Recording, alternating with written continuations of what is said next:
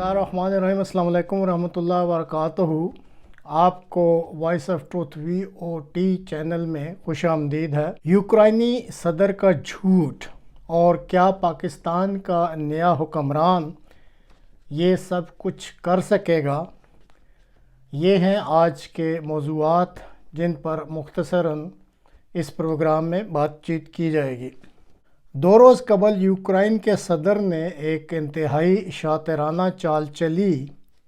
कि किसी तरह यूक्रेन और रूस जंग में नाटो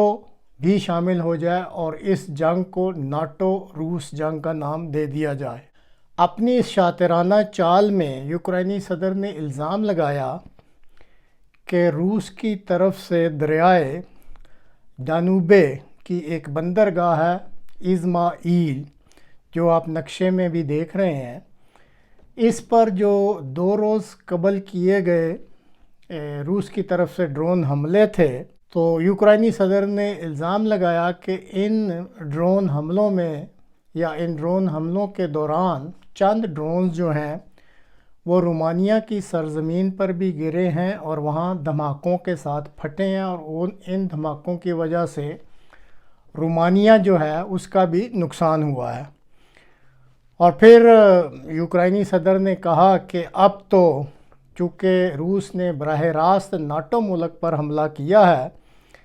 इसलिए ये अब जंग जो है वो नाटो और रूस के दरमियान शुरू हो जानी चाहिए। अब यूक्रेन के जो सदर हैं उनका बहरहाल एक मुकाम है, उनकी इस खबर ने नाटो ममालिक में सरासिमगी सी फैला दी। लेकिन एक दिन बाद यानी 4 सितंबर को CNN ने इस खबर को झूठ का पलंदा करार दे दिया और रोमानिया की हुकूमत की तरफ से ये बयान नशर कर दिया कि रूस की तरफ से किए गए जो ड्रोन हमले थे उनमें से कोई भी ड्रोन जो है वो रोमानिया की सरज़मीन या रोमानिया के पानियों जो कि दरियाए दानूबे के बंदरगाह का एरिया या जो ये दरिया का पानी रोमानिया की सरज़मीन से गुज़रता है, इनमें कोई भी ड्रोन हमला ना ज़मीनी सरहद पर और ना ही पानियों की सरहद पर गिरा है। और उन्होंने कहा कि रूस ने कोई ऐसा निशाना नहीं बनाया कि कोई ऐसा टारगेट जो कि रोमानिया की सरज़मीन पर हो या रोमानिया की जो पानी की हदूद हैं उसमें कोई ऐसा निशाना वाक़या हो जिसको कि रूस ने हमले का निशाना बनाया हो। कोई ऐसा टारगेट वहाँ नहीं था। और साथ ही फिर उन्होंने ये भी वजाहत की कि रूस ने ये जो ड्रोन हमले किए हैं दानूबे दरिया पर और यूक्रेन की इस पोर्ट सिटी पर, उनके नज़दीक इन ड्रोन हमलों से रोमानिया की ना तो कोई ज़मीनी,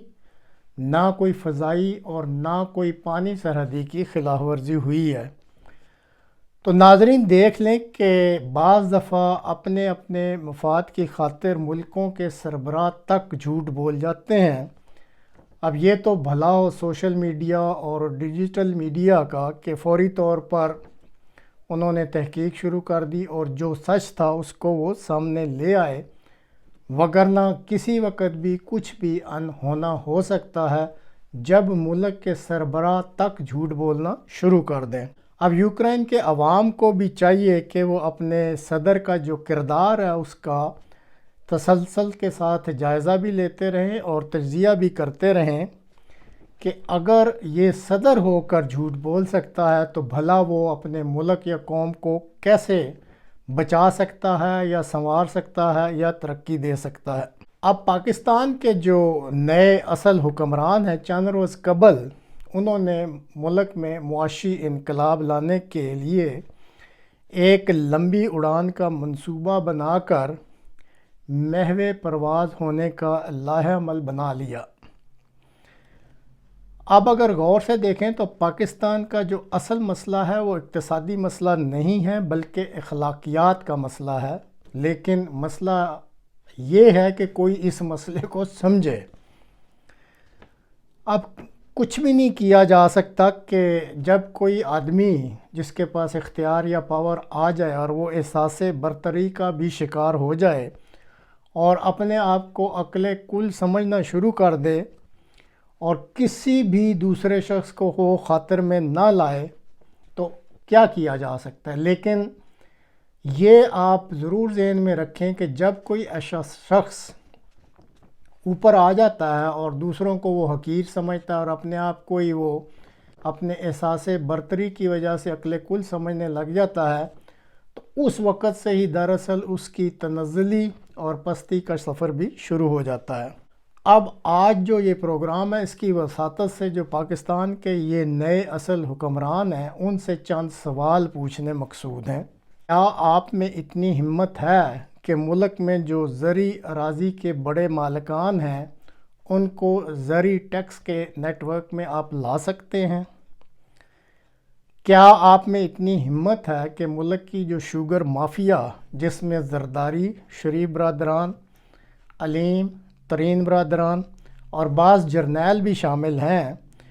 ان کو آپ قابو میں لا کر چینی کی اسمگلنگ اور ذخیرہ اندوزی کو روک سکتے ہیں؟ کیا آپ آئی ایس آئی کی لے پالک تنظیم ٹی ایل پی کو نکیل ڈال سکتے ہیں، جس نے ملک میں مذہبی اقلیتوں کا جینا حرام کر رکھا ہے، خاص طور پر احمدیہ جماعت کی مساجد پر تسلسل کے ساتھ جس طرح حملے کیے جا رہے ہیں؟ کیا اسلام اور قرآن، ملک کا آئین یا قانون اس کی اجازت دیتا ہے؟ تو کیا آپ اس تنظیم کو نکیل ڈال سکتے ہیں؟ اعلیٰ عدالتوں کے فیصلوں کی جس طرح روزانہ بے توقیری ہو رہی ہے اور عوام الناس کے ہر طبقے پر جو ظلم و ستم ہو رہا ہے، کیا آپ اس کو روک سکتے ہیں؟ کیا آپ میں اتنی جرأت ہے کہ کرپٹ سیاستدانوں، جرنیلوں، ججوں اور مختلف مافیا گروپس کے جو لیڈر ہیں ان کا انصاف کے ساتھ احتساب کر سکیں؟ کیا آپ اس ملک کے بانی قائد اعظم کے حکمرانی کے رہنما اصولوں، جن میں ہر ایک کے لیے مکمل انصاف، ہر ایک کے لیے مساویانہ حقوق، ہر ایک کے لیے اس کے عقیدہ کے مطابق مذہبی آزادی، ہر ایک پر ملکی قانون کا مساویانہ اطلاق، سب کے لیے تعلیم، روزگار، طبی سہولتوں اور رہائشی سہولتوں کے جو مواقع وغیرہ ہیں ان کو پیدا کرنا مساویانہ طریق سے،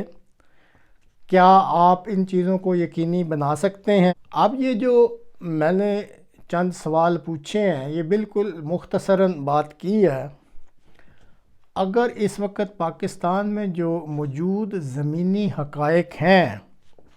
ان کا گہرائی میں دیانتداری سے اگر جائزہ لیا جائے اور تجزیہ کیا جائے تو ہر ایک سوال کا ایک ہی جواب بنتا ہے. موجودہ یہ جو نئے اصل حکمران بنے ہیں، اور ہر اس سوال کے جواب میں یہ